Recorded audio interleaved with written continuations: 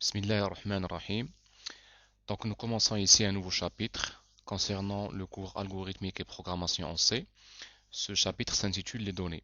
Alors pour rappel, lors de la précédente session, précédent chapitre, nous avons parlé de l'algorithmique. Et nous avions dit qu'un algorithme est composé d'une entête et d'un corps. L'entête elle-même étant composée d'un ensemble et d'un ensemble de données. Ces données-là seront utilisées dans le corps, et plus exactement dans les instructions du programme ou de l'algorithme. Alors nous devons étudier en détail ces données-là, comment elles sont utilisées, quels sont leurs types, etc. Donc, et comment elles sont représentées surtout en mémoire. Donc les objectifs que nous fixons dans ce projet, dans ce chapitre-là, est de pouvoir comprendre les concepts de base de la mémoire, de devenir familier avec les types de données qui sont primitives, tels que les entiers, les caractères, etc., connaître comment ils seront présentés en mémoire, et de connaître quelques exemples de types de données composées. Donc nous avons des types simples et nous avons des types qui sont composés. Alors, qu'est-ce qu'une variable ou une donnée? Une variable est une donnée qui est utilisée dans un algorithme. Exemple, les x, y, z ou bien nombres tels que nous les avons vus lors du chapitre précédent.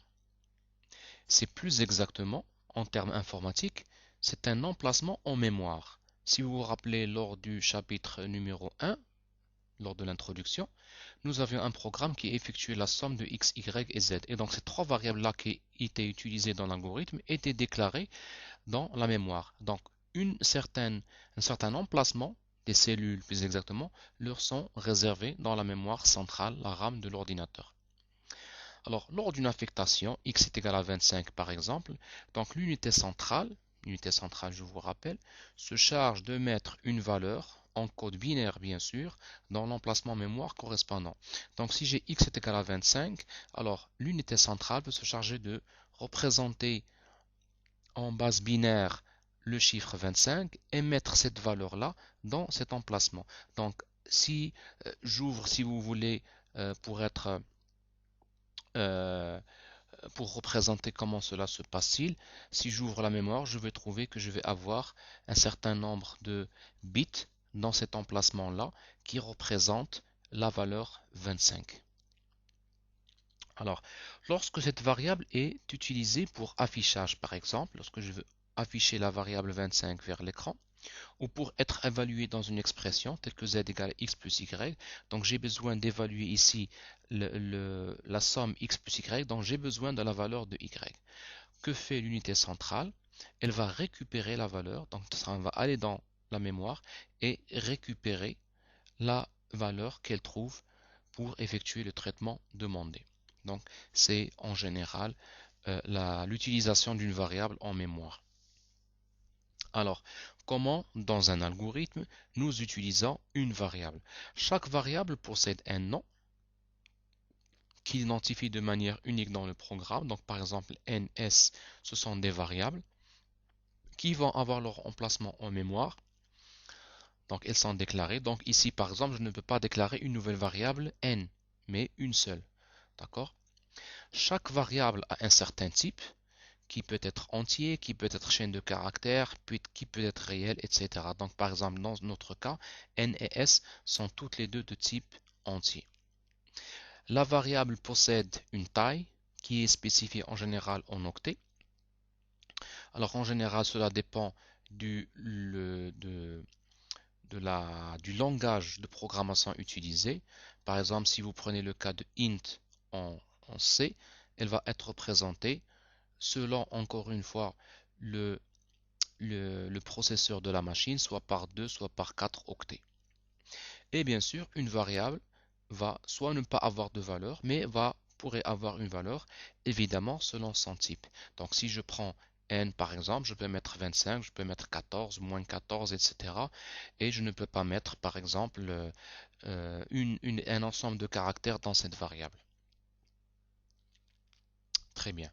Comment puis-je nommer une variable dans un programme? Est-ce que je peux utiliser n'importe quelle nomination? Nous avons des conditions qu'il faudrait respecter, représentées par le schéma suivant. Donc une variable commence forcément soit par une lettre, alphabétique, soit par un souligné que l'on trouve en général sur les claviers, sur le pavé du chiffre 8. Très bien. Ensuite, ensuite, la lettre peut être suivie soit par une autre lettre, et je finis, soit suivie par un souligné, soit suivie par un chiffre. Et une fois que je finis, alors à ce moment-là, je reviens et je peux utiliser une nouvelle fois une lettre, soit un souligné, soit un chiffre. Je peux boucler autant de fois jusqu'à la fin. Donc, à partir de ce schéma-là ou de ces conditions-là, si vous voyez x est une variable, est un nom de variable qui est correct selon ce schéma-là. Et si je veux consommer la lettre et je sors, x1, je consomme la lettre et un chiffre et je sors. Somme, je vais consommer lettre, ensuite lettre et ensuite je sors, etc. Tiret x, je vais consommer ici le x, ensuite la lettre et ensuite je sors. Par contre, la variable que je nomme 1x n'est pas valide, puisque ici je ne peux pas commencer par un chiffre. Une variable nommée x moins y ne peut être acceptée. Je vais consommer une lettre, mais par contre, je n'ai pas le moyen de consommer un moins, etc. X pourcentage, ce ne sont pas ce n'est pas un nom de variable qui est correct. Très bien. Donc ici pour les conditions pour nommer en variable. Ensuite, nous avons des conventions. Que veut dire une convention? C'est un ensemble de pratiques utilisées par l'ensemble des programmeurs, mais qui n'est pas forcément une condition pour écrire un programme. Mais il est préférable d'utiliser ces conventions pour que la tâche soit facilitée éventuellement si d'autres programmeurs retravaillent le même algorithme par exemple. Alors quelles sont ces conventions-là? En général, je commence une variable par une minuscule telle que nombre. D'accord? Donc ici, je commence le premier caractère par une minuscule et je continue par des minuscules. Alors, si le nom de la variable est composé de plusieurs mots, par exemple mon premier nombre, alors je commence chaque nouveau mot par une majuscule. Donc, exemple, mon premier nombre, si tout ceci représente ma variable, le nom de ma variable, vous voyez que chaque nouveau mot commence par une lettre majuscule. Excellent. Alors, maintenant, quels sont les types que je peux avoir pour une variable? Alors, nous avons parlé tout à l'heure des types entiers, etc.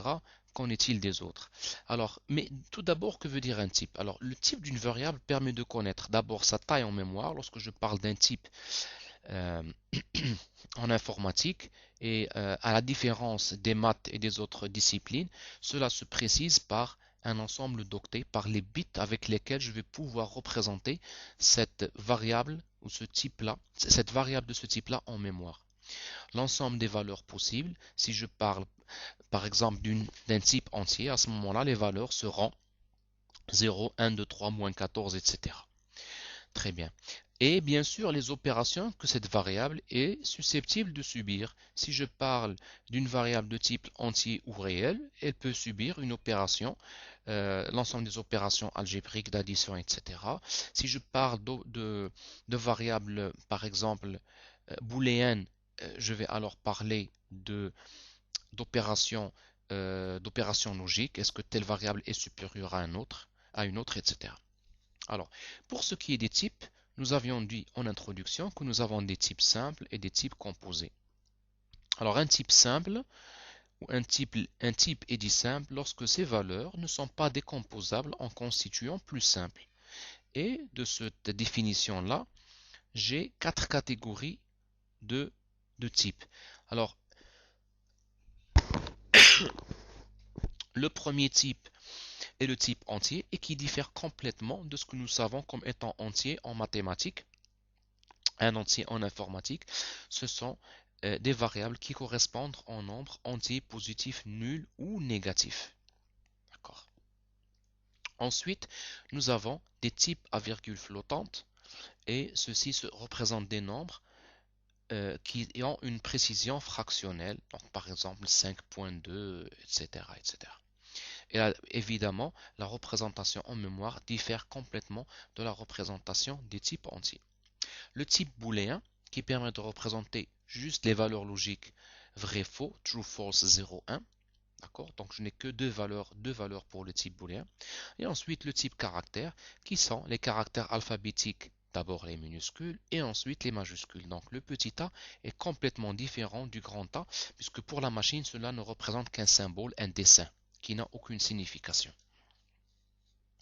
Ensuite, les caractères numériques, donc 0, 1, 2, mais qui est complètement différent du type entier, puisque ici, je ne peux pas opérer, je ne peux pas exécuter des opérations algébriques. Mais le 0, 1 jusqu'à 9 représente seulement un dessin. D'accord? C'est un caractère. Je peux avoir l'espace et je peux avoir les caractères spéciaux, tels que les parenthèses, le tiret, tous les caractères que nous avons en général sur un clavier. Alors, nous avons également, avec les types simples, les types composés. Évidemment, si nous parlons de type composé, ça veut dire que je peux le décomposer en d'autres types qui sont supposés être simples, soit d'autres types composés qui vont encore être décomposés jusqu'à arriver au type simple. Alors, l'exemple le plus connu est la chaîne de caractères, plus communément connue en anglais sous le nom de string, et qui est décomposable en zéro ou plusieurs caractères. Donc si vous prenez la chaîne de caractères clm, alors cette chaîne de caractères va être composée du caractère S, du caractère A, du caractère L, A et M, etc. Donc vous avez ici une chaîne de caractères. Cette chaîne de caractères également est composée du caractère A, du caractère 4, D, point d'interrogation et de l'espace si vous voyez ici.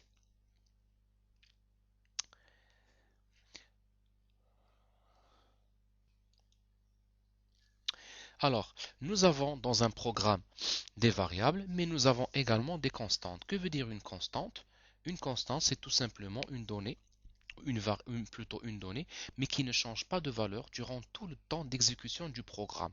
À la différence, nous avons vu qu'un programme, dans un programme, une variable peut changer à n'importe quel moment de valeur. Si je peux dire que x reçoit 25 au début, et pour toute autre raison, je peux dire que x est égal à z moins y, par exemple, au milieu de l'exécution.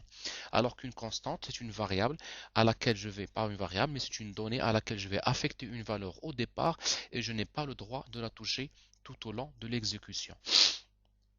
Cela, en général, permet de représenter, de faciliter l'écriture des programmes qui utilisent des constantes pour ne pas avoir à changer cette constante-là à plusieurs endroits du programme. Si je prends par exemple le cas d'un programme qui utilise beaucoup de trigonométrie et par conséquent qui va utiliser la valeur de pi, au lieu d'avoir à écrire à chaque fois 3,14 un peu partout dans le programme, je peux tout simplement déclarer la constante pi au départ de l'algorithme et ensuite utiliser cette donnée-là pi un peu partout dans le programme que j'ai. Alors évidemment, nous savons tous que pi ne change pas comme étant 3.14, mais supposons que cette donnée-là, cette constante ne soit pas pi, mais soit par exemple une valeur de taxe. Donc aujourd'hui, la taxe vaut par exemple 20%, donc 0,2, et cette taxe-là est noyée dans un ensemble de formules d'un programme qui utilise par exemple d'un programme de gestion financière. À ce moment-là, si pour X raison cette taxe change de 20 à 21%, je n'ai pas à refaire la mise à jour de la constante partout dans le programme, mais juste au départ, puisque la constante va être déclarée juste au départ avec la nouvelle valeur et utilisée n'importe où dans le programme. Alors, comme une variable, une constante va être porte également un nom, un type, une taille et bien sûr une valeur donnée au départ. Alors pour spécifier qu'une donnée elle est constante, j'utilise le mot-clé const, d'accord? Je commence par utiliser ce mot-clé là. Alors par exemple, const, je dis pi est égal 3.14 et je dis que c'est un réel pour qu'il puisse allouer le nombre d'espaces nécessaires en mémoire à cette variable. Alors évidemment, les conventions d'écriture sont un petit peu différentes des variables. Pour une constante, au lieu d'utiliser des variables, euh, des caractères minuscules, j'utilise en général des constantes. Par exemple, PI, comme vous voyez ici, le P et le I sont en majuscule. Si j'avais une taxe, je mettrais TAXE en majuscule. Alors, si nous avons la constante, le nom de la constante qui est composé de plusieurs mots, alors à ce moment-là, je vais les séparer. Je ne peux pas les séparer par une majuscule puisqu'ils sont déjà en majuscule. Je vais les séparer par un souligné. Donc, exemple, ma constante.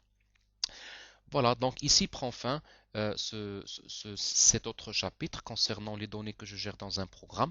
Dans le prochain chapitre, nous allons traiter la partie concernant les instructions.